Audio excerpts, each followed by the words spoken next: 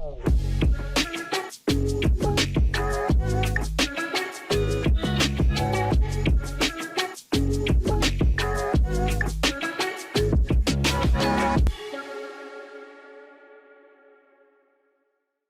everyone. This is Mark Anthony with Edge on Regenerative Medicine Show. This is the place where we bring you the best of the best doctors and, of course, physicians in their area of expertise. Today, I have a friend and a doctor, Dr. Durrell Handwerger. He is actually quite a few things. Today, we're going to be talking about gut health. Today, we're going to be talking about how to treat it. And then, of course, we've got Dr. Google saying that, hey, you can get rid of it. But is that true? So you can also find Dr. Durrell Handwerger at South Florida Integrative Health Center.com. So today, the title of this podcast is Getting Back to a Healthy Gut. I'm going to do a little bit of reading here, and this is right off Dr. Durrell's website. So when I speak of it, I'm speaking of him, not of myself. It says, when I was very young, my passion for holistic and functional medicine began going with my father, who was the director and the doctor of community health centers and a founder of the Head Start and organic foods movement. I observed him working tirelessly to promote holistic health long before it became popular.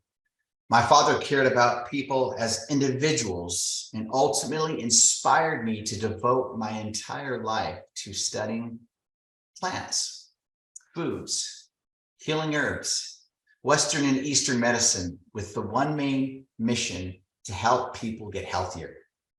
I combined my 25 years of clinical experience as a family nurse practitioner and my certifications in nutrition, massage therapy, and a board certified in advanced holistic practice to look at you as an individual and a design to specific plan to optimize your health. It is important to me to give specialized time and attention to each individual client I treat. And our results, as well as my 5-star reviews, got to throw that in there, are proof of that. We look forward to helping you reach your best level of health. Thank you so much, doctor, for being here. I love what you put in here. You spend quality time with each individual to make sure that you're able to optimize everything to see where the not just the pain, but where the situation is where you need to work on.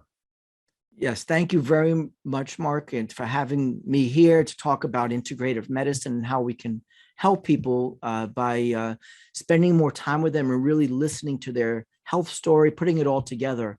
And yes, I've been practicing here functional medicine and primary care for over 25 years. So I really studied functional medicine. I just did want to clarify, I'm a family nurse practitioner. There's a doctor of nursing practice family. Oh, I apologize. Yeah, family nurse practitioner. And again, I've started with functional medicine over 25 years ago under the great leaders, Jeffrey Bland and many of the great leaders out there. And I've now really honed in over these last 5 years of really the advanced testing in the gut microbiome, which is, I know what we're going to focus in on today, has really been a game changer in improving people's health. Awesome. So this is a huge topic. I'm seeing a lot on, especially Facebook and Twitter. We hear a lot about the gut. And like I said, the title is Getting Back to a Healthy Gut. Now, one of the questions that I have is, and from also my audience, they said, one of them asked, is there a more natural way to treat H. pylori other than Prilosec? I'm probably saying those words wrong because I've never used it. Right. Yes, H. pylori is pylori. H. pylori, and I think Prilosec, that medication is a class of medications that shuts down acid production. Okay. And that's part of the treatment protocol. They call it triple therapy, sometimes quadruple therapy. And this means that in order to eradicate H. pylori, they use either 3 or 2 to 3 antibiotics plus this acid lowering medication. And this has been used for many years now. And of course, bacteria get resistant. So it's not 100% effective. Okay. Some of the questions that a person should ask themselves and speak to their practitioner, and many people get an endoscopy to see what's really going on in the gastrointestinal tract, in the stomach, and what kind of damage the H. pylori is doing. So if the H. pylori is doing a lot of damage, they can tell if it's the more dangerous kind of H. pylori. Just like any bacteria, they can be harmless. So it's important to note that H. pylori lives in our gut. Everybody has a certain amount of H. pylori. It's not something that we have to be fearful of and eradicate totally, because it's living within all of us. But when it overgrows, and the key for this, and this is really the important part, is that it becomes what they call, maybe the word is weaponized. It's not really like that. It just becomes more, the medical term is virulent. It's more dangerous type of bacteria that is now going to start digging into the lining of the stomach and cause these changes that now preclude, can lead to cancer. And this is the real big fear of H. pylori. So what we do here at South Florida Integrative Health Center is that we use this stool testing that uses DNA PCR, which everyone's familiar with now, because a lot of the swabs are DNA PCR swabs, right. And that you can see what type of H. pylori it is. Not only that, you could see how much, because again, it's about how much it overgrows.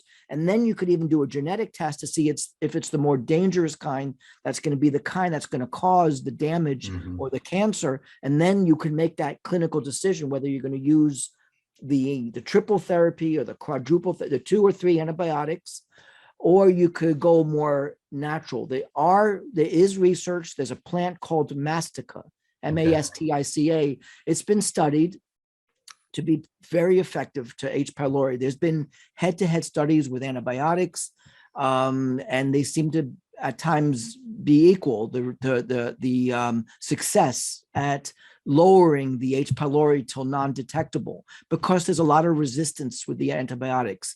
But the answer to the question is yes, there are natural protocols that have been used for quite some time, and they are effective. People are getting good results, but you'd want to be hesitant to use the natural protocol if it is the H. pylori that's the more virulent or dangerous kind. But many people have just an overgrowth of H. pylori, and that can cause many issues like skin issues.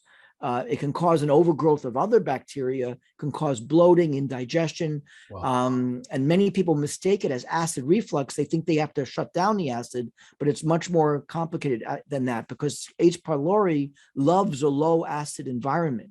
So shutting down the acid is only going to make the H. pylori worse. And then you ask yourself, why would they give an acid lowering drug as part of this treatment protocol? Well, that's because they want the H. pylori to be in their favorable environment when they're going to hit it with the antibiotics. We do the same in the natural protocols. We give the mastica at the certain correct doses, and we keep the acid. We don't start building the acid back with the way we do it naturally. There are natural ways to increase stomach acid safely. And many people are actually what they call hypochlorhydric. They are low acid. And that's what made the H. pylori build up. But we don't do that because when we're in the killing phase. Okay. What would you say would be one natural way that could maybe start to help with that? With H. pylori, mastica is one of the more well-known plants, antimicrobial plants that has been studied in clinical studies. So the dosing, the clinical study. There are other herbs that have been studied to be antimicrobial that are also effective. Some people use plants like berberine. They use plants, which is a nutrient in many plants, especially golden seal, that has these antimicrobial, means bacteria don't seem to be able to thrive with it. People also practitioners use deglycerized licorice to protect the gut, because H. pylori does so much damage to the gut. And so some of these plants have a dual effect at protecting the gut, but also limiting the growth of the bacteria. So it's usually a combination formula, not just mastica by itself. Okay, awesome. Good to know. And then another one, of course, would be, what's your view on the benefits of fasting? Well, fasting is a very important subject. I just saw a research study that showed that there was no difference between fasting and, let's say, calorie restriction or just skipping a meal. So basically, time restricted eating has been studied. So not eating after dinner, not eating too close to bedtime, and then eating again in the morning. So having a window of, let's say, 14 hours, maybe a window, an average window maybe of 10 hours of not eating. It is good to give the intestines a break from eating. That for sure is something that's been studied. But the idea of skipping breakfast is very controversial, and there's many studies in the importance of breakfast, where we see issues with insulin levels and cortisol levels in the morning if someone skips breakfast and exercises, especially. So fasting can be helpful at times if it's directed and specific, but what we find is more helpful is giving certain targeted nutrients to help the liver and its detoxification systems, if that's the purpose of fasting, is to help with detoxification. Now, some people fast for autophagy, which is mitochondria health, or cellular health. And that's another reason to be fasting. And then for that reason, really just having a time window of not eating and going at least one day a week, maybe on a water fast, or one day a week, and having that controlled, but not doing things that are negative, like skipping breakfast or other things, making food choices. So really, if someone's going to do intermittent fasting, it's really important to get that protein, fat, carbohydrate ratio down right, because there's going to have to be some nutrient density and some fats and proteins in those meals that when they are eating, and then it can be managed and it has a benefit. But with the gut, it seems like feeding the gut the right food is the answer to healing the gut, not depriving it and fasting, as far as what we're seeing with the gut health right now.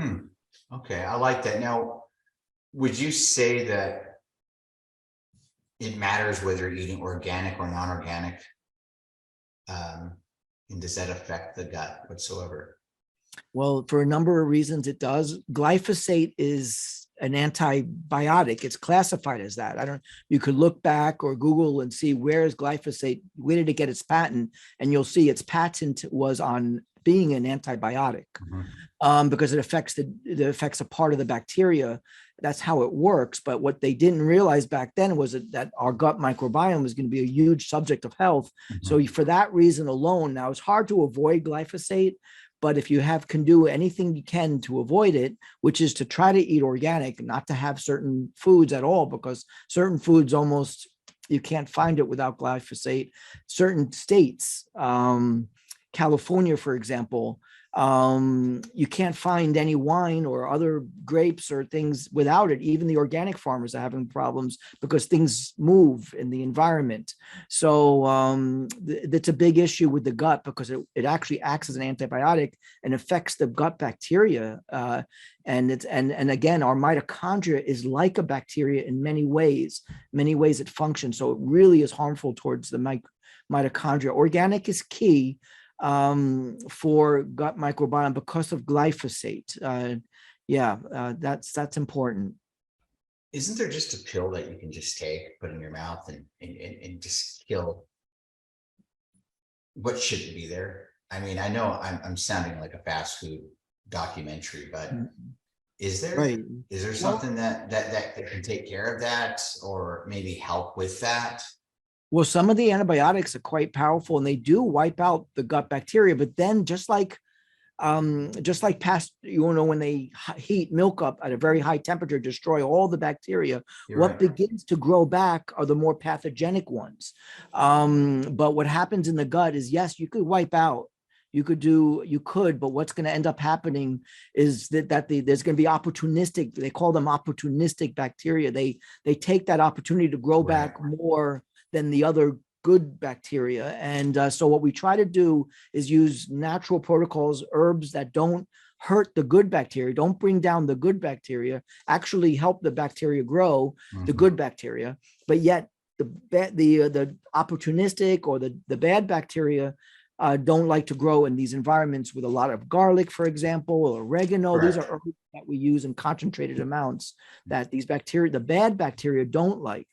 So there's really, and you can't do that with just one, like berberine by itself. You need synergy of these different herbs together, because these bacteria are very resistant, and they get used to it. So if you just keep giving garlic, it'll get used to it after 3 or 4 weeks. Oh, And I you see have what to you're saying. change it You've up. got to switch it up Right, right. with Yeah. other stuff that works like garlic. Right, or use formulas together, which also helps, and alternate them. That's some of the protocols that we've had to do to be successful at naturally balancing the gut microbiome, bringing up the good bacteria and then bringing down these opportunistic bacteria. Sometimes we have to use stronger ones when there's parasites or H. pylori or even a fungus like Candida. Then you have to use certain different ones and more target them, because they're very persistent, like parasites are, and yeast is also very difficult. So all of these need to be addressed differently. Wow. So would you say that, what are some of the symptoms to know if you currently possibly do have a gut health, meaning there's something not right with your gut? What are some of the symptoms? Will it be, I don't know, besides acid reflux? Is there anything, your changes? Will there be any body changes? I don't know. They are showing certain bacteria, good bacteria. One of them is known Akkermansia, is very important from what they call metabolic function. And so diabetes, blood sugar regulation, cardiovascular. They also are showing, so in other words, if there is a lack of that bacteria, then we're seeing these metabolic issues. We're also seeing that when there's certain bacteria overgrown, again, they're normally in our gut, but when they become overgrown, they can set off the immune system to not recognize itself. That's called autoimmune. And many autoimmune conditions, when they study the gut of rheumatoid arthritis patients, for example, they see these certain bacteria always elevated.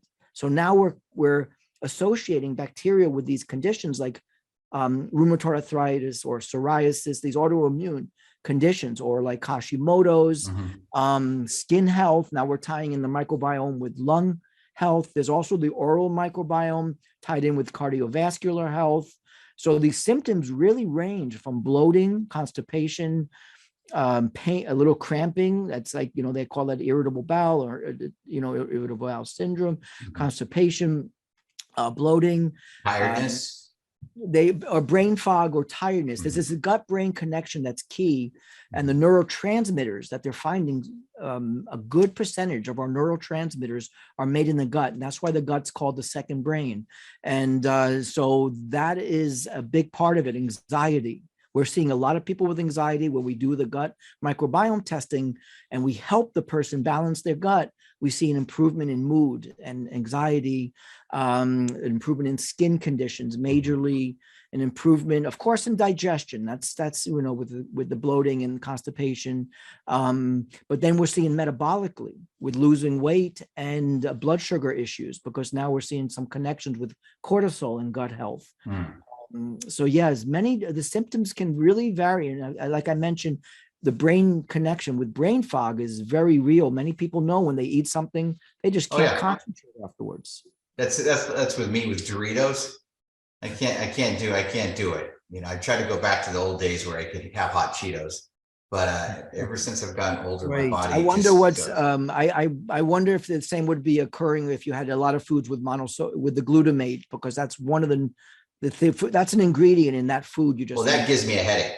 So that's kind of, I know that my body says no, because I get like a pinging where, it gets me very tired, sluggish. So I can't eat anything which is MSG, which is monosodium, which they changed the words, the names. And I tell people, I go, if it starts looking like an insect name, don't eat it. Because that's how they try to trick you. I hate to say it. They change it. It's true. A lot of they don't have to label MSG if it's 98% or 99%, unless it's 99%, but they don't have to label it if there are other foods that have MSG, like autolyzed yeast or hydrolyzed protein.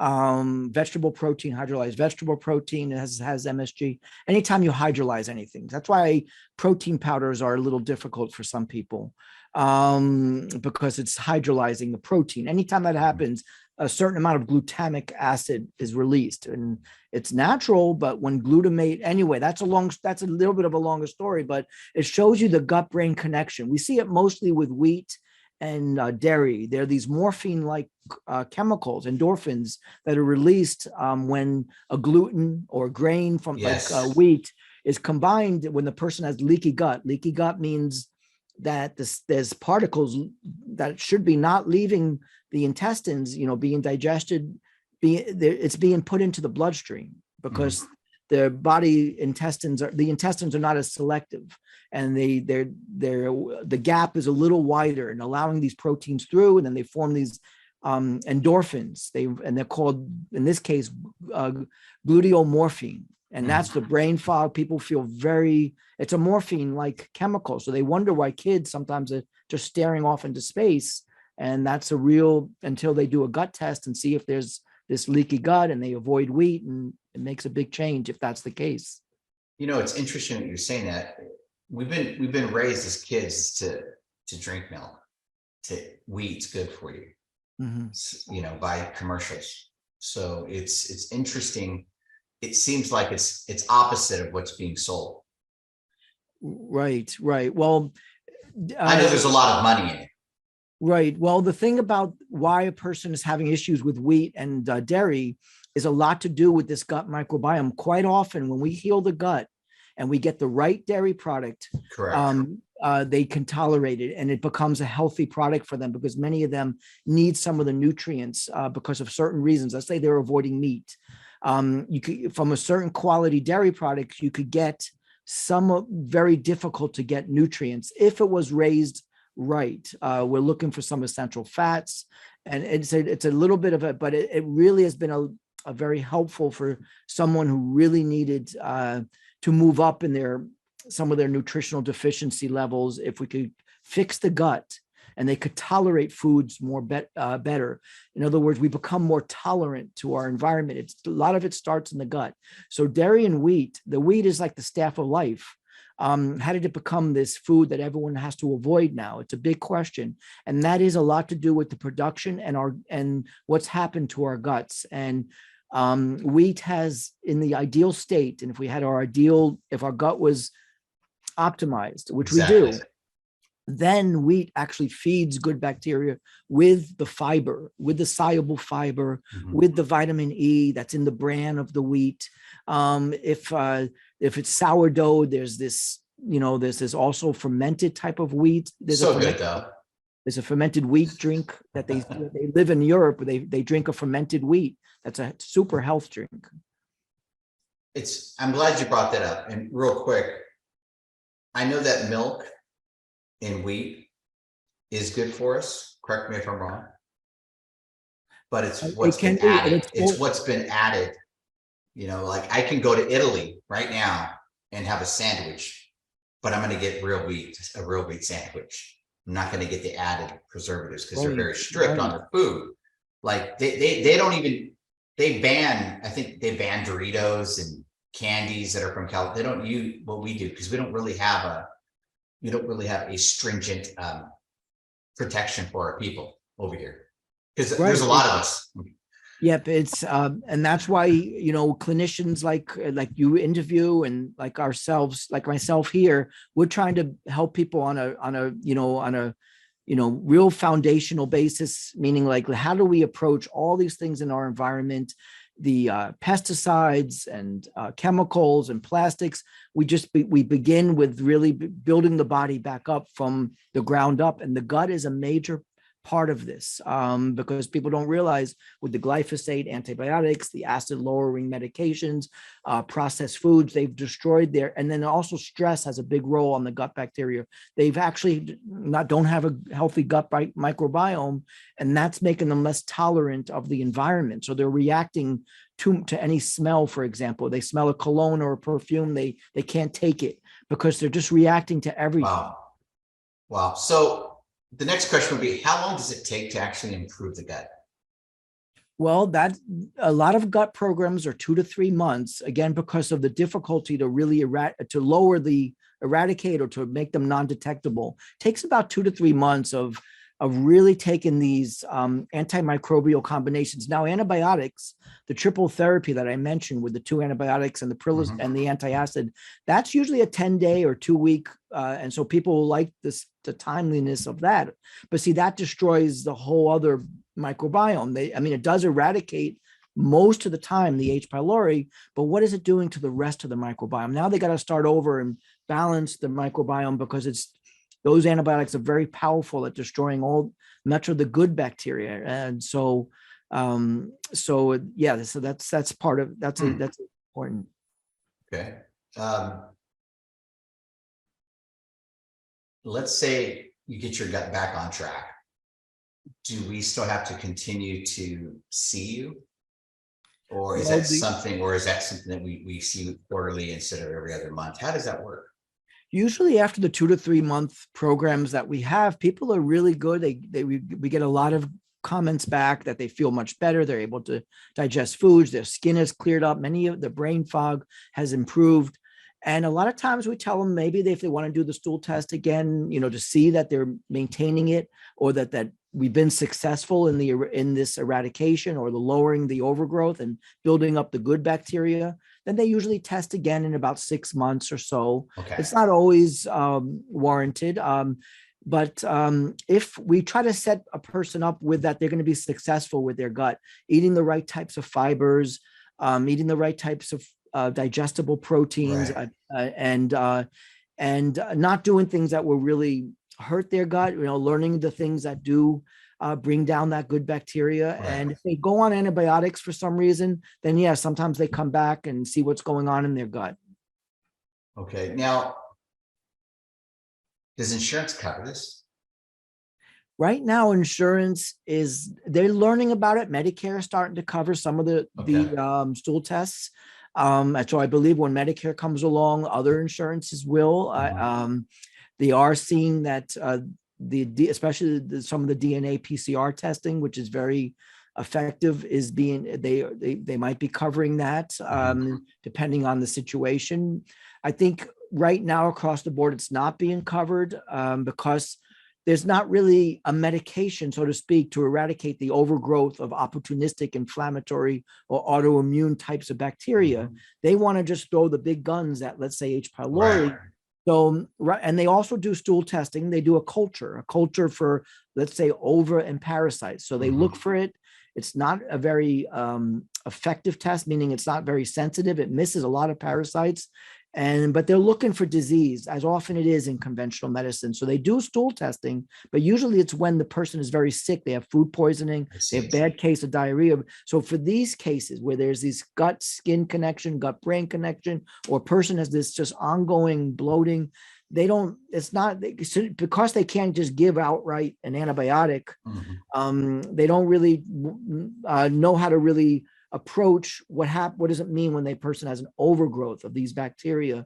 They don't have a lot of these natural modalities at their fingertips. So but someday it will be, when all this research, there's so much research coming out with the microbiome and health, it's going to be a matter of time before everyone's going to be getting this kind of stool testing done, especially post-viral infections like we're living through now, where these viruses are really entering the gut. We see the spike protein really was involved in the gut heavily, and therefore we can't ignore the gut now because these viruses are wreaking havoc on it. It's Epstein-Barr and a lot of the other viruses as well. Wow, interesting. You would think that we would have come a lot more further with our healthcare. Like you would think that something like that would be insured. I'm still stuck on that. With the gut. In a way, I feel like in the healthcare, just my opinion, that I feel like we're so far behind when we should be right over here. We've gotten to the point where with a lot of healthcare, we would just give you a couple pills. Right. The gut like is what I was asking for a pill. I'm trained. Right. It's true. But the gut is the new frontier in a way of medicine. We're just really, it's like space where it is a new frontier. It opened up a new world. We thought we thought we were the genes in our body. Now we see there's more genes in the bacteria than our own body. It's just a whole new world. And some of us in this integrative field have been researching it for 10, 15 years. And now when the good tests are coming along, because we're directing the test to say, hey, let's look for these bacteria. We see it in the research. Let's look for these overgrowths that we see associated with these diseases. Let's use these protocols. Let's share amongst clinicians good protocols that are working. And let's look for really good nutraceuticals from high quality companies that are really putting good formulas together.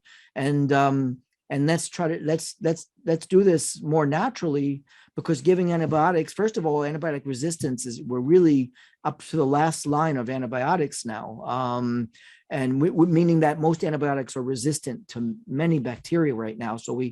And they're not resistant to these natural herbals that have been used for thousands of years, but haven't been used not recently at least. So they're not resistant yet to these natural antimicrobials.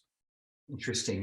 What I don't understand is, why do we call it the second gut? Like, well, we call does it look like the brain? I mean, well, the second brain, because there's a nervous system. They call it the enteric nervous system. It's controlled by the vagus nerve. It comes directly from the brain. This nerve directly contacts our intestines. So when we think, and that's why you have a gut feeling, and that's why you have this instinctual I see what you're saying. Because the brain, our body is incredible. It's designed amazingly. Therefore, what we think is controlling the gut. And that's why in this day and age of sympathetic overdrive, it's really wreaking havoc. And that's why also vagus nerve stimulation, which we really work as a major part of our program. We have vagus nerve stimulators that are very non-invasive. There's a way of stimulating the nerve that we can really help people with what's called parasympathetic. That's the rest and digest. And that's what's so important. So back in the old days, even the cavemen, they were running away from animals, but at night they would socialize with their family. They would make a fire. We need to have that to eat in a relaxed state. We need to eat when there's light, or at least we can see the food and smell the food. A lot of people are not even doing this. So the brain and the gut are totally connected. We see if a person doesn't sleep all night long, the gut microbiome changes the next day. So that what happens is there's a connection with the vagus nerve. It's a two-way street. So signals in our gut signal our brain, and then sometimes our brain, with stress and lack of sleep, signals our gut to change. And there are neurotransmitters. Certain bacteria help to produce neurotransmitters like serotonin are coming from the gut, because tryptophan, which is a precursor to serotonin, is made in the gut, or is mostly made in the gut. That's amazing. It's amazing, because we've been saying that for years. I mean, you hear this term, I just went by my gut. My gut was just telling me I needed. Do you know what I mean? It's interesting how now we're calling it our second gut, but we've been using that term for a long time. Right. We have many of us in functional medicine, the gut was always the first place we looked, even before the great DNA stool testing we have.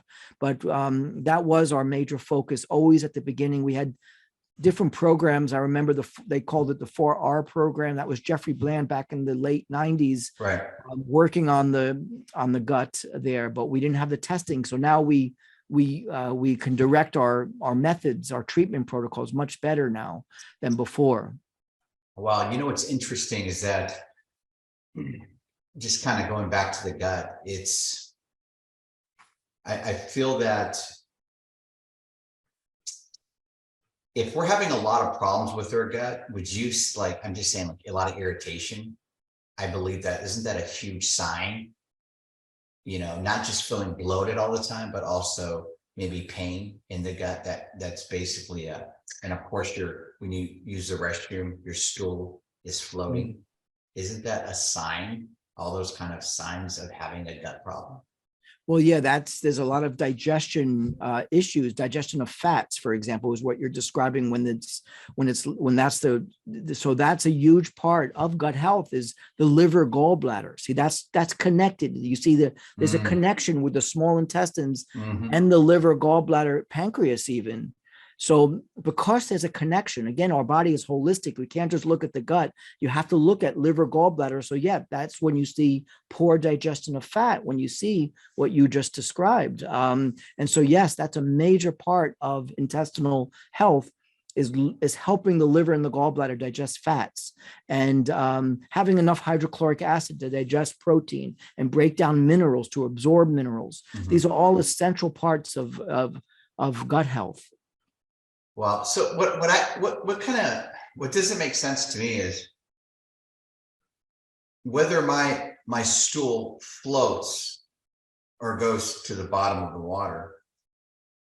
Well, again, that there, you're That doesn't particularly make sense to me. Like, liver, gallbladder, and fat digestion. One of the tests that we run on our advanced stool test is steatocrit. That's a fat, and if we see that's high in the stool test, then we know that the liver, gallbladder is not digesting fat, and we support that. There are nutrients that can help support the liver, gallbladder. There are liver, gallbladder formulas that are very effective, but you really want to study that whole dynamic with bile, which helps to digest fat. So that particular situation is a marker on a stool test called steatocrit, and that will tell a person that they're not digesting fat. But you're right, you could just look right there and see that it's floating, and that's usually what's going on with that. So, and that's not a great thing, because then you're not digesting fat soluble vitamins like A, D, E, and K, and most likely they're going to find out that they're low in vitamin D. You're right about that, the vitamin D. As a matter of fact, most people are low of vitamin D and do not realize it. Right, they don't know why. Maybe it's they're not digesting fats. It's not because they're not getting in the sun. Maybe it's other reasons, and that's, well, it could be what they're eating. Maybe their diet is just way off. And not just that, but a lot of people are saying, well, hey, I'm taking the vitamins, I'm taking this, I'm taking that, I'm taking the vitamin D. But what a lot of people don't realize is that a lot of the vitamins that you purchase on the shelf, you're getting a strand of that. So if you, like, example, if you were to purchase vitamin D at Costco, which I don't recommend, you go to Costco, you're getting to have that whole bottle. If you were to drink that whole bottle, you're probably getting one full vitamin D. Like, a lot of people don't realize that. Like, I like to use like a gentleman named Dr. Berg, because I know that, hey, I know that I'm getting the best of the best, bang for my buck for those type of vitamin vitamins. D. Most good supplement companies, that's one of the examples of a vitamin that's not so, that you usually don't, as long as you're going through a high quality supplement manufacturer, a person doesn't have to search and go to necessarily a specific brand. Right. It is about absorption, and it is about the additive nutrients. Like, for example, in a liquid vitamin D, are they adding an oil that's not such a great oil, like, so that, and what are they adding to that vitamin D to make it a liquid? So that's also very important. But yeah, so it is the right form, and it is the right, it depends on the person, the unique individual. Now, a person maybe needs a liquid, needs a sublingual, or needs an injection. There's some people who do better with an IV, an injection of vitamin D, because their liver and their kidneys are just not converting it. They're having, until they repair their guts and they repair certain liver functions. So vitamin D is also, it comes with other nutrients. So yeah, we don't usually singularly just only single out a nutrient. We never just do vitamin D by itself, because there's going to be issues with other nutrients. So it's more complex, each individual nutrient. And that's why this is personalized medicine, because persons, they hear a lot out there and they think that's how they're going to treat themselves, but maybe they're not digesting fats, again, because of the liver, gallbladder, and that's how they'll get their vitamin D absorbed, not just, so yeah, it's really important, the whole picture, especially when it comes to vitamin D, because there's so many other co-nutrients that goes along with vitamin D. And also that if you take too much vitamin D at one, without these co-nutrients, you'll end up depleting these other co-nutrients. Oh, wow. Then that's a whole other subject. Right. Oh yeah, it is. We help people with that a lot. Oh, wow. So would you say taking a probiotic would be the answer to fix your gut? That a lot of people are doing. What we do is we see on a DNA stool test that is there enough lactobacillus or bifidus, because most probiotics, that's what they have. Now there are spore biotics, but many people have a buildup of the bacillus, that's a spore. So it's better to test and not guess, as they say, because you could take a probiotic, but it's not lactobacillus or bifidus that you're missing. It's not a spore that you're missing. It's these other, it's these many other different types of bacteria. And quite often they're forgetting that there's an overgrowth of these opportunistic or of H. pylori or parasites or candida that needs to be addressed first before you start putting in probiotics, because it's never going to be able to overwhelm this overgrowth. They're usually more powerful than the probiotics. H. pylori is way more dominant, and many other bacteria are just more dominant. You just need to balance, you need to get, if they're overgrown, a probiotic won't help, and it's not the time for it. There might be a time 2 months later when the bacteria is down, you could start building up the gut. Wow. Okay. One of the big, one of the main questions, well, my last question would be, is what about all these parasite cleanses on Amazon and how to fix the gut? You know, we see on Amazon, we see on Dr. Google that, hey, just take this parasite cleanser and you're good to go.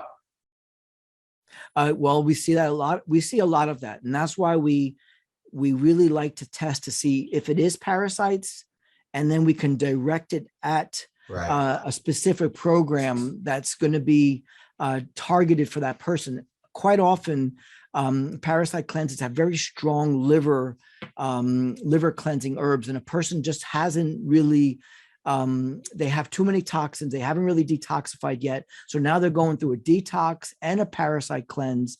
And then quite often it's a yeast, and it's H. pylori, which a lot of the herbs in a parasite cleanse don't really address. A lot of times the parasite cleanses are just too powerful and do wipe out some of the good bacteria, because a person just went all out with a parasite cleanse and some of those herbs were used maybe too long, or someone's taken berberine like extensively for many, many, many months. But many parasite cleanses, again, are only short term, and therefore don't usually have the effect. Like I said, most gut programs are 3 months. But some of these parasite cleanses, if someone does it for 3 months, it's just too strong. It's too much of a liver detox, or it's some herbs are a little bit unknown and unvetted. So when we use our formulas, we want to know it's from a good supplement company, high quality. Each formula, each ingredient in there is exactly how many milligrams, what's it standardized to, and is it organic, and where's it been sourced at? And instead of just giving these parasite cleanses that really we don't know where the herbs are coming from and the quantity, a lot of it's not specified. It's just a mixture of things. I like that. And I never really thought about that. And again, we need to be careful, from what I hear you're saying, is to try to diagnose ourselves and then purchase something. That's why we hear. Yeah. It's like, so let me ask you a question. Would you say you spend 10, 15 minutes with somebody and then you kick them out the door? No, as you can tell, we really give each person really individualized attention, because that's how health is. Everyone is so unique how they interact with the environment, and their gut microbiome, including is really a foundation, but really there's so much more as well to go into. So yes, our appointments are, quite extensive, and a person needs that. And they owe it to themselves, and healthcare owes it to people out there to give them the time to help them to reverse and prevent these chronic diseases that are really affecting. Heart disease is the #1 killer, and really these chronic diseases are just increasing every year, autoimmunity. And so we're out there to help people to reverse it, or at least prevent it. Wow. I like that. I never, it's hard because I'm not used to that. We're not used to that. People spending that quality time with the doctor. I know last time that I went to a doctor, it was, here's 2 pills, but hey, this pill's going to affect your eyes and it's going to affect your liver. But other than that, it's going to help you. So of course I'm not taking them, because my wife's of course a health freak. She's like, you're not taking it. You're not, so she's more of a natural. So it's different because when I went to go see the doctor, I noticed that my average span with him is maybe 7 minutes, maybe that's like an hour in real doctor terms, or 30 minutes. But I think that if we can get back to real healthcare where we actually focused on not just giving a patch or a pill, but to focus on find the root and let's get you better right away.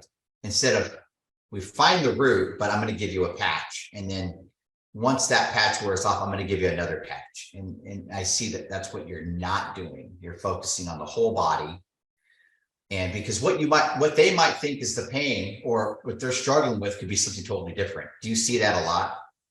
Oh, yes, right. We do. And that was really our foundation in functional medicine when we learned, rheumatoid arthritis and a pain in the elbow could be coming from an overgrowth of bacteria in the gut. That's crazy. Right. So it is the body is but the pain's right here. Right. So yes, it is. You really take to look at a person holistically. In this day and age, people are broken down into systems. They see an endocrinologist and a hematologist, cardiologist, and they only look, these specialties only look within their own specialty, and they don't look outside of it. So they might miss that gut brain connection or that cardiovascular inflammation, gut connection.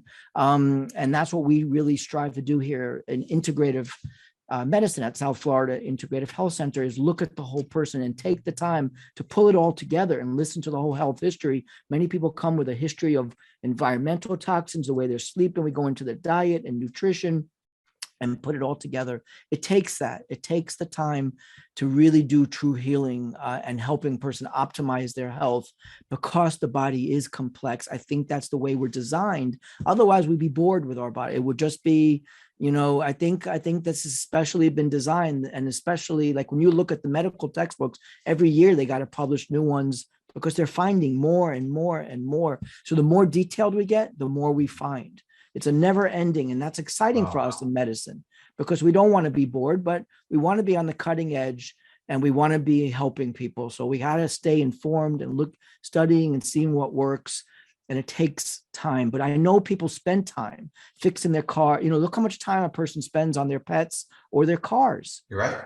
And that's not pets, because pets is something you love, but a car, don't you want to spend time on your body? I'm willing to spend the time.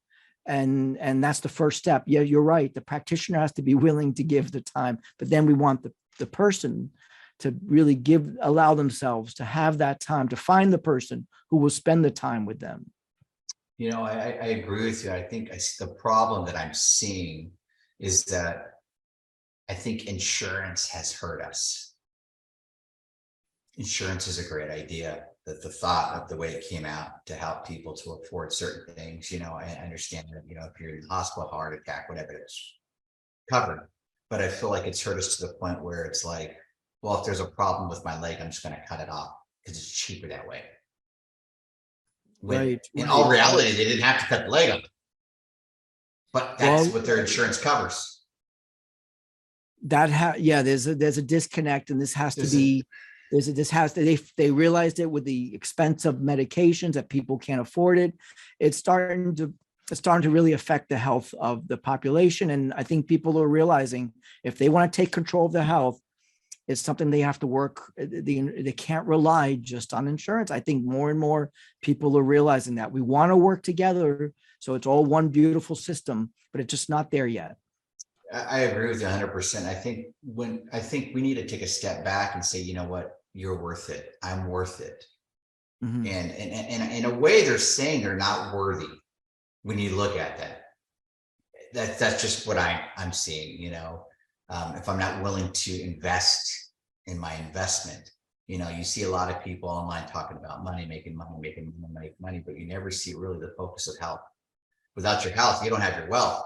And then what happens is people make so much money, they're focused on their health, and next they're giving all their money away for their health. So it's true. It's true. That is the most important asset, is the health, and thankfully there's practitioners out there that really want to give this to what they've learned and how they help people back to the person because ultimately then it's control is in their hands to be proactive with their health. And it's exciting for many people who come through these doors here. They love it, taking control of their health. And now they're on a great wellness journey. And just, they didn't realize that it can be done. It takes some work, but you need that. It does help to have the practitioner who's going to encourage them, who's going to be looking out for them and really going through all this research. So they don't have to figure out what, Exactly. what to, it's so much out there. Wow. Well, Durrell, I just want to say thank you so much for being here on the show with us, answering some really great questions and some, at least for me, some tough ones, I believe.